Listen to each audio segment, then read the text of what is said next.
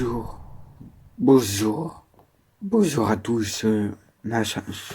C'est une deuxième vidéo sur un exposé de la BDP. Donc cette fois-ci, ça sera pour expliquer dans des signes ce qui s'est vraiment passé avec la BDP, avec le congrès de Milan et tout. Donc ça sera sur mon ordinateur ce qui va vraiment se passer. Attendez. Donc comme je vous l'ai dit, c'est un exposé pour la BDP. Donc,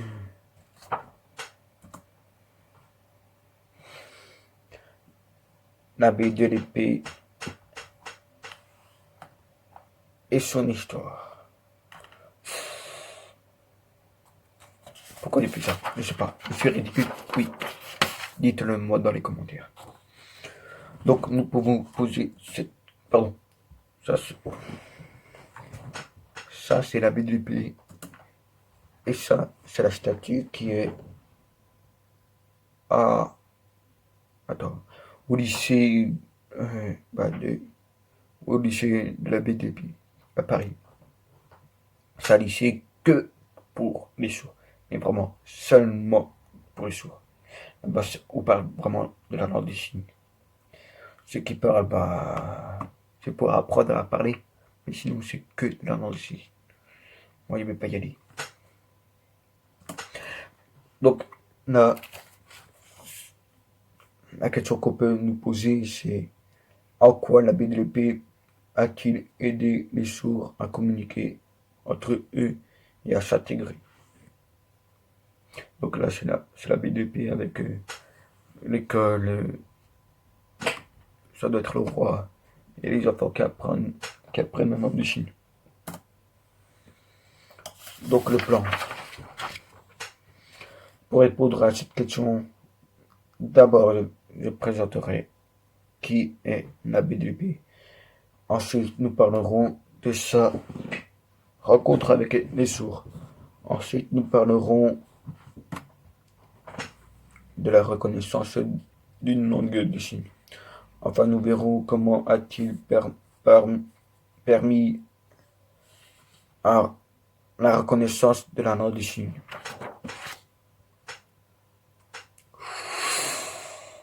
Encore ridicule. Dites le mot dans les commentaires. Charles Michel de la BD.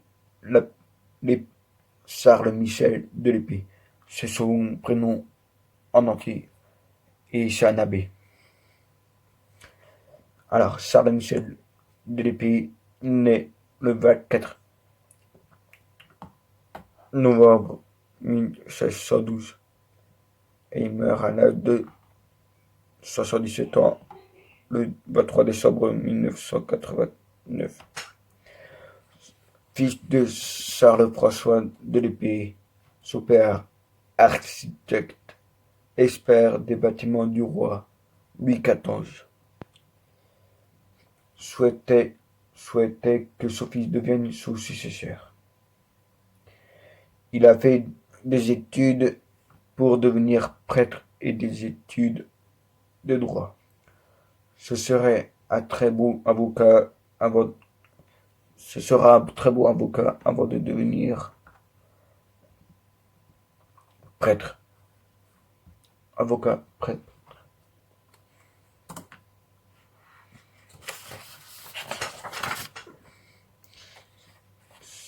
C'est sa rencontre avec deux sœurs jumelles sourdes qui va lui donner envie de s'intéresser à l'éducation des enfants sourds. Entre 1760 et 1762, il découvre deux sœurs sourdes à la rue des Fossés, Saint-Victor. Les sœurs communiquent entre elles par des signes. Leur précepteur, le père Banin, était décédé. Il a accepté de le remplacer pour enseigner aux humains. La BDP étudie la langue des signes employée par ses filles. sa maison se transforme en école ouverte à tous les sourds, où il accueille 60 élèves sourds. Il a alors l'idée de mettre au point un alphabet à 2 mains avec lequel les sourds pourront communiquer. C'est la méthode gestuelle. À son époque, les sourds étaient mis à l'écart. Oui, moi je suis sourd. Et à cette époque, j'étais mis à l'écart. Heureusement que je ne suis pas né à cette époque. Mais imaginez Emmanuel Amoury de la première vidéo. Elle était à cette époque un petit peu. Enfin, elle est née en 1971. Donc, 1991, pardon. Si je dis n'importe quoi, laissez-moi. Donc, 1991. Il a créé une école spéciale pour sourds. Il veut réunir les sourds pour leur permettre de communiquer entre eux. Donc, l'école dans la maison de la BDP, les décimèles avec la BDP et la langue des signes, les lettres de l'alphabet à cette époque. Maintenant, ça a évolué. Effectivement, ça a évolué. À cette époque, la langue des signes était compliquée. Maintenant, c'est beaucoup plus facile. Enfin, ça dépend. Il y a des gens qui étaient habitués et qui arrivent. Puis voilà. Donc, dans ce test, on voit que la BDP est un bienfaiteur des sourds. Il dit que sa vie appartient à tous les sourds muets. C'est pour les malheureux qui enseigne. C'est pour ça qu'il a décidé d'ouvrir une école pour instruire les sourds muets.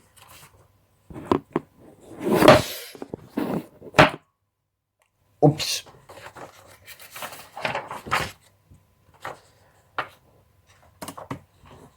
Donc là, ça sera plus compliqué. Donc, enfin, nous allons voir comment l'AE a permis la reconnaissance à la langue des signes. LSF. La méthode de la B n'est pas une langue des signes.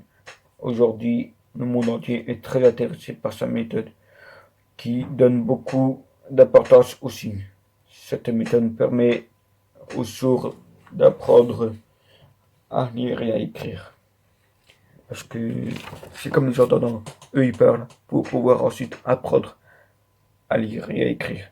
Les sourds, vu qu'ils peuvent pas parler, enfin s'ils peuvent parler, mais ils pouvaient pas encore parler. Du coup, on leur apprenait à signer, à faire des gestes pour qu'ils puissent apprendre à lire et à écrire. Au fil du temps, la BDP aurait 19 disciples qui fonderont plus tard 17 écoles pour sourds, parmi lesquelles René Dunant à Nantes. Pourtant, 100 ans après lui, en 1880, la langue des signes sera interdite au Congrès de Milan.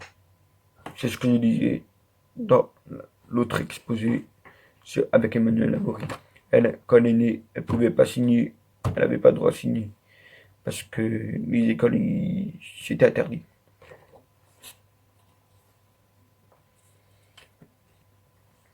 Parler, donc c'était interdit à cause du Congrès de Milan, parler oraliste, les personnes qui parlent. Et ce sont des personnes qui veulent que les sourds parlent. C'est eux qui nous forcent à parler. Et si jamais vous ne parlez pas, ils nous torturent. Oh là là là. Impossible. Il faut attendre les années 70. Bref, regardez, c'est parti. Il faut attendre les années 70 pour que les sourds manifestent leur colère en demandant la reconnaissance de la langue des signes à l'école en 1991. Donc, le réveil des sourds. En 2005 est reconnu une vraie langue à part entière. Ça veut dire qu'en 2005, la langue des signes est de renouveau autorisée et de renouveau apprise. Pour ceux qui ne connaissent pas, ils peuvent apprendre. On ne les force pas, mais ça sera un grand plaisir qu'ils apprennent pour comme ça ils puissent parler avec des sourds qui ne peuvent pas du tout parler. Et puis voilà. En conclusion, nous pouvons dire que beaucoup de sourds en France le considèrent comme le père de la langue, des langues des signes. Parce que c'est lui qui a organisé la langue des signes. Donc, on le considère comme le père.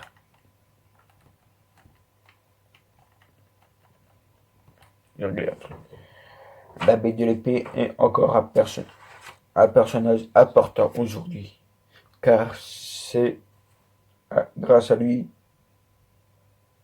c'est grâce à lui qu'on peut communiquer la langue des signes. Sans lui, on ne serait pas arrivé à là.